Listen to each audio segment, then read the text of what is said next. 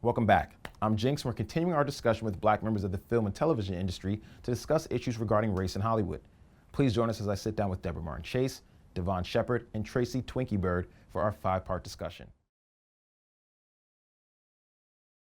How many conversations have you all had about race out in the open with people that are with the powers that be?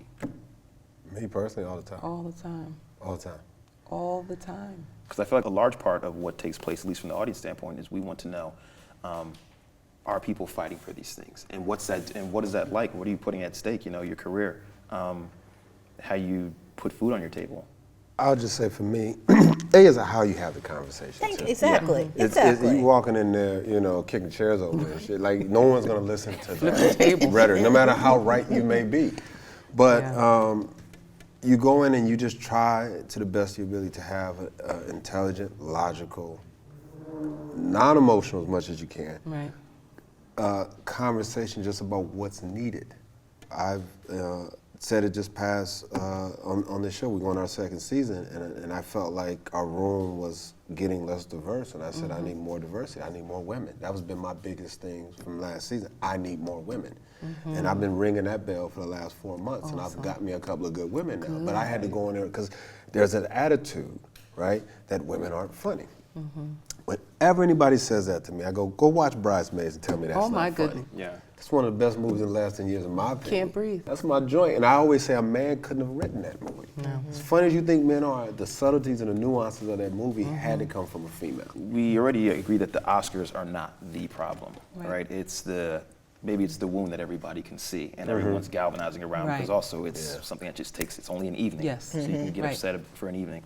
But what do you think everyone watching America should focus on when they're trying to find a solution for this problem? Where should we start first?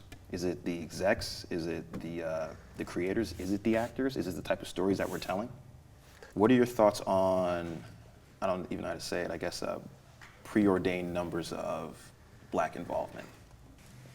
Writing staff on a TV show, Like how many movies per X amount year of are these. written and produced and directed by Blacks, and who's going to enforce it? Right.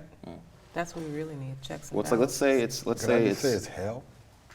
I'm gonna tell you it's hell. I'm gonna tell you, you know, being I was a writer's trainee, and when I started, and there's a stigmatism that come with that. Yeah. When you are there because of a program or a number, they don't respect you. thoughts of inadequacy and They don't respect you. And so, you know, although I think it's important to try to enforce is sort of the wrong word, I don't want to say it so strongly like enforce, but there has to be an opportunity presented. I get why affirmative action is there, and I get why the Rooney Rule and the NFL is there, because without it, we wouldn't get in the room at all. Right. I do get that, but there's also the flip side of that, of forcing somebody to take on somebody. does it actually change things, right? Or is it just... It doesn't change things because they look at you as sort of like, I have to take you. So I don't have to listen to you. I don't have to value you. And You know what I'm this saying? business So- is so much about relationships. It is. So that you're not building a relationship. Not at you know, all. In fact, you could be, I'm not gonna say hurting because exposure, but you know what I mean? It's just not, You walk it in does. with a detriment. You walk in in, as an assignment. exactly, and nobody's gonna take the time to build a relationship with you because they feel like they got stuck with you. So when that's over, you You're know, over. they're bringing their boy in or Yeah. girl and keep moving You forward. out. If you look back to the Black filmmaker renaissance in the 90s that produced that whole generation of directors from, you know, Robert Townsend and Spike and the Hudlins. The Hudlins. They financed those movies themselves. Yeah. They got in, you know. Spike was maxing out multiple credit cards. Exactly, Yes, all he of them. was. Robert Yes, Townsend, Robert Townsend, same, you know, Mario Van Peebles. Mario Van they Peebles, all, that's right. You know, so Oh my it's goodness. not. He did Posse when they said you can't do a Black period piece of Western. What? And we're in a climate today where, you know, the studio movies and the indie film business is more alive than ever. Look at this, we were just talking about Birth of a Nation, Yes, that we set a were. record sale Yes. at Sundance. Yes, it did. He raised that money himself, and so he was the writer, producer, director, star. star. And you know, we have digital. Yes. You Yeah, can put man. your movie Yes. online, Yes, and you even can. though, and that's a calling card. I mean, Issa Rae Yes. started her series online, no money, and now her show was being produced Yes, by by HBO. HBO.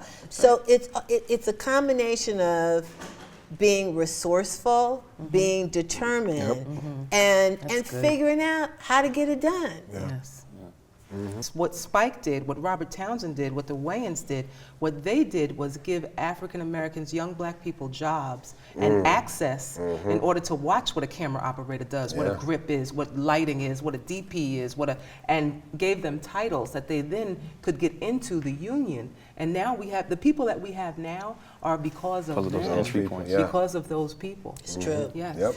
We shot Zoe Ever After in Atlanta, and the superintendent of schools is a friend of mine, and she asked if she could bring some of her students down. So, of course, she brought maybe 10 high school students down who were interested in film.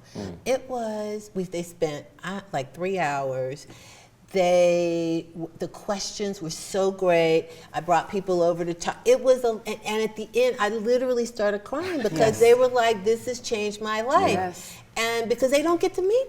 No. The And opportunities. it was such a easy thing Yes. to, and the crew was thrilled because they got To share. to share. Right. And it's like we need to do more. We take it for granted. I mean, those are the things we can do to really help build behind the camera. Right. Yeah. Because you're going to inspire them. You're going to light the fire in them, and that is going to then. And they can see you. They can look see, at you and right. say, "Okay, if you can do If it, you I can do it." Yes. Because that's what I did. I read Essence and Ebony, and I saw her and Andrea Nelson Meigs, and you know what I mean? I read and I did my research, and I looked, and I'm like, oh, there's a Reuben Cannon and a Robbie Reed. And so if they exist, I can exist. Let's say we do start taking more positive steps, so we get to a place where we can all do what we want, and we can all, like you said, be artists. We can all create. What are your dream projects? What hasn't come across your desk that you want? I've got biopic dream projects in my head that I'm looking forward to creating or being a part of that creation process. I was in Sundance this weekend and I missed the Toni Braxton, but I was a part of Aaliyah, I was a part of Gabby Douglas, and I was like, okay, whose shoulders do they stand on? Because there were people that came before all of them. So let's start telling some stories, some real ones. Let's get it together. I want to follow that Halle Berry model and get that Dorothy Dandridge out there. Yeah. Let's pull out some of those stories that seem to be obscure. That Ben Carson situation. That I love that. I love that kind of stuff. So I'm into telling the stories of those who came before us because we stand on their shoulders. Yeah. I mean, I have two dream projects. I'm going out with one now, which is the Flip Wilson story. I have, I'm with his son Kevin, we're all pitching that right now. I mean, you gotta understand, he was the first black superstar. He owned his own show.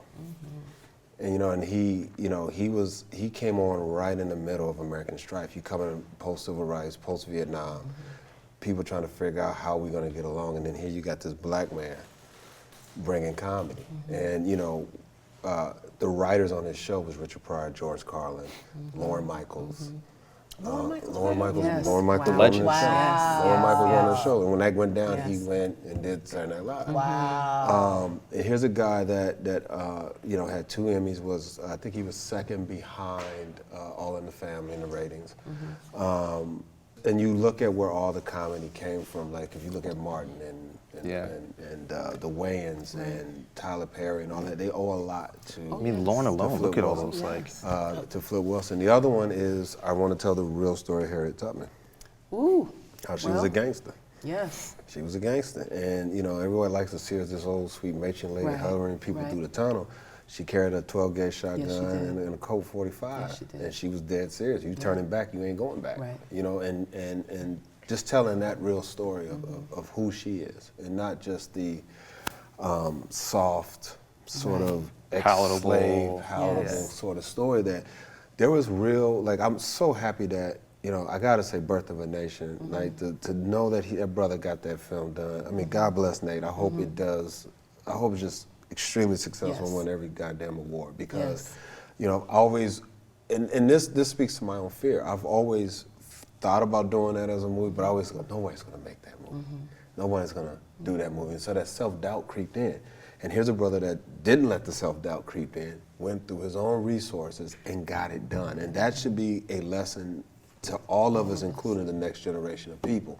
Don't let your own self-doubt and insecurity keep you from doing what you need to do. And so those are my two dream projects if I ever got a chance to. I'm pitching, I'm making it happen. Honestly, I was thinking, I've been doing this a long time. I've done most of my things I'm really proud of, and I know they have been impactful. I don't have a dream project anymore.